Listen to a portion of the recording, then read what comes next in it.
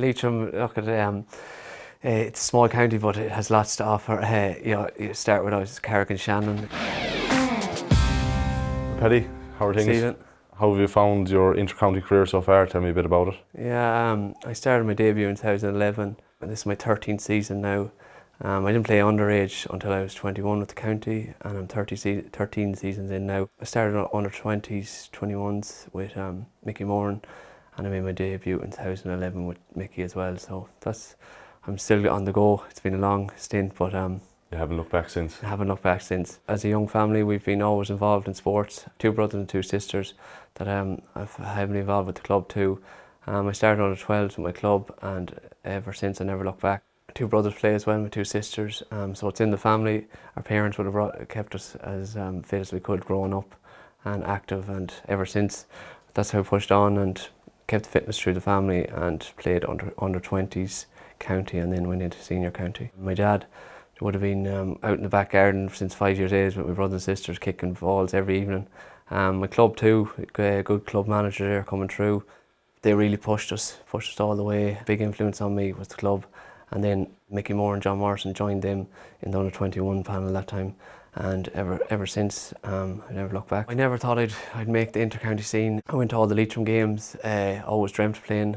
I was fascinated by just watching the players on the pitch. Never thought I'd make the scene at all. As I was saying before, I only joined when I was done under 20 panel inter-county, and from then I put in a lot of hard work in the gym, and I eventually made it. And just looking back now, you always have to believe you can make them big steps, and now I made the big stage and I haven't looked back since. Brilliant. And when did the penny kind of drop for you that actually I will play football for Leitrim? Just chatting when I was called in for the under-20s that time, I said, look, I'm gonna put in a real big effort here, big commitment, and no better man than Mickey Moran to really drive you. You've seen the job he's done as an inter-county manager and club manager. So I think it was at the pinnacle, penny dropped with him. He really drove me on. He said, look, you can get to these standards. He said it was in it, and I drove it on from there. The night before a game, for me, it's all about distraction. What about yourself? Yeah, I do like to distract. I don't think about the game at all. Just like keep myself busy, go for a walk, watch TV, plan the night. Go maybe if it's a home game, you know, you'll be staying at home, meet some of the friends, just maybe go for a light kick about. As you're saying, distraction, anything that distracts the mind. I like to keep busy. I don't think about the game at all.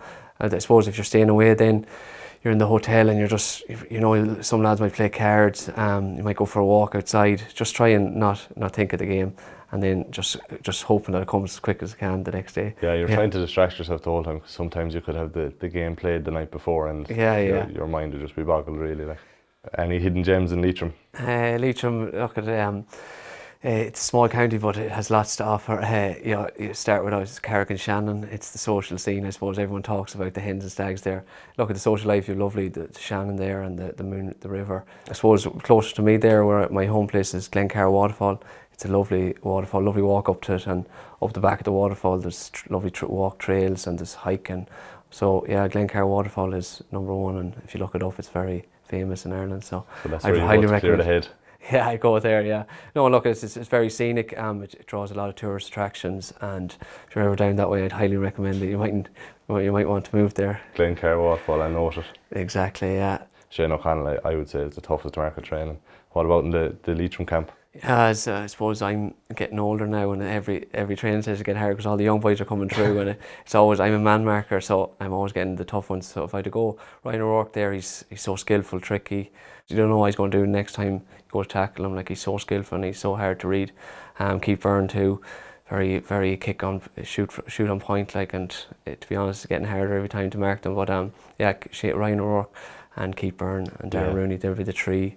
Very hard to mark. I played with Keith in Boston. All right, it's tricky when a lad is so comfortable left and right. Left and right. You can't show him one side, because there's only so much you can do. Exactly. Yeah. Is there anyone that you have to keep away from connecting to the boombox first? I'd keep away now. There's a lad there, Nevin O'Donnell.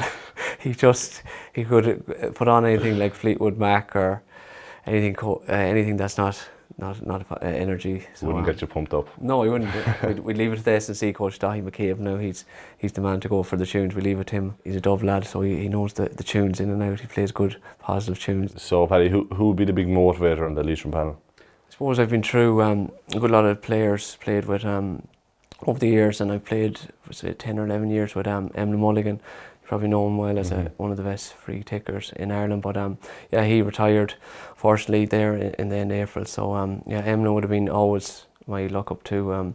Motivation, the younger lads too, his motivation is key through the dressing rooms. Hugely missed now in the dressing room, because he was always, you know, he was very strong in the dressing room with his voice.